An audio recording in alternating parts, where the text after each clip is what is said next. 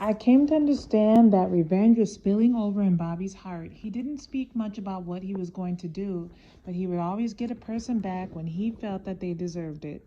He would plot and wait for the eye for an eye and tooth for tooth opportunities. There was a family in Detroit that had a lot of kids like my family did.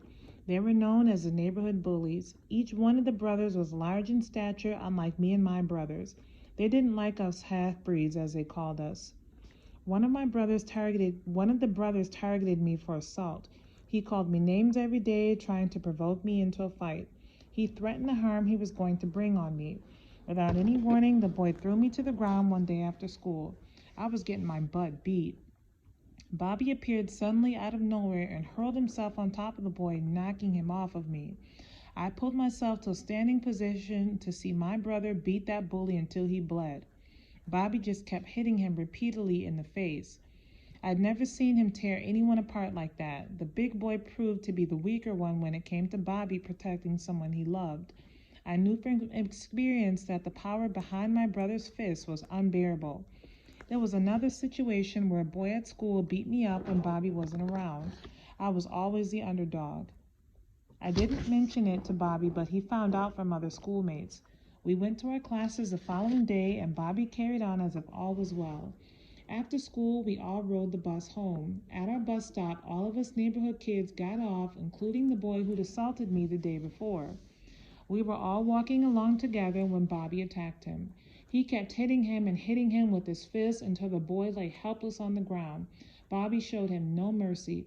I was afraid he had seriously injured him the way he just lay there with no movement. Bobby had secretly plotted the violent attack in retaliation of what the boy had done to me the day before. I was carefree, so I'd basically forgotten the previous day's butt whipping as it was part of a normal day for me.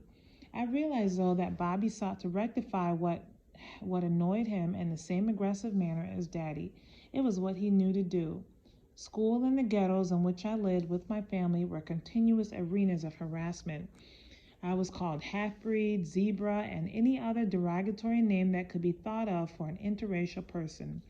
The taunting may not have been so bad if it was just name-calling, but peers backed up their harsh words by brutally putting their hands on me and my brothers. It seemed altercations couldn't be avoided.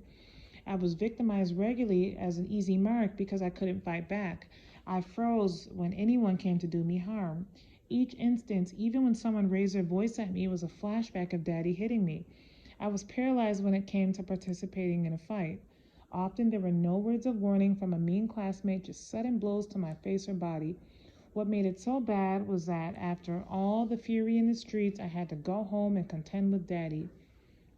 Bobby and I arrived home from school one day to find Daddy waiting at the front door.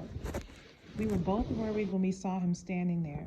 As soon as Bobby stepped inside the door, Daddy socked him in the chest. His books fell to the floor. Then he pounded on him again and again, erratically with his fist, one blow right after another. Daddy beat Bobby like he was a grown man, a stranger even, that was intruding his home. I wanted to run or to help him, but I couldn't do either. I just stood there, paralyzed with fear, as if I myself was feeling every punch. I wasn't aware of what Daddy was upset about, so I didn't know if I was next. I later found out that Bobby had forgotten to take the trash out that morning, and Daddy was in a rage because of it. It was the worst beating from Daddy that Bobby had ever received. Bobby hurt in all areas after that. His body was bruised, his emotions were crushed, his self-esteem as a son was totally torn down, and his spirit was ruptured. I sat silently with him in our rooms, watching him catch his breath as he cried.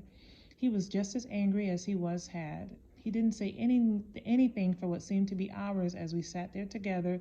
Both of our hearts were in the deepest well of pain. The beating was a conclusion to all the years of abuse. The way Daddy hit him that day was the final statement that declared Bobby's heart had to be hardened towards the man he knew as a father. Daddy's mistreatment of his children lightened up from Randy down to the youngest siblings. He didn't beat them like he did me and Bobby.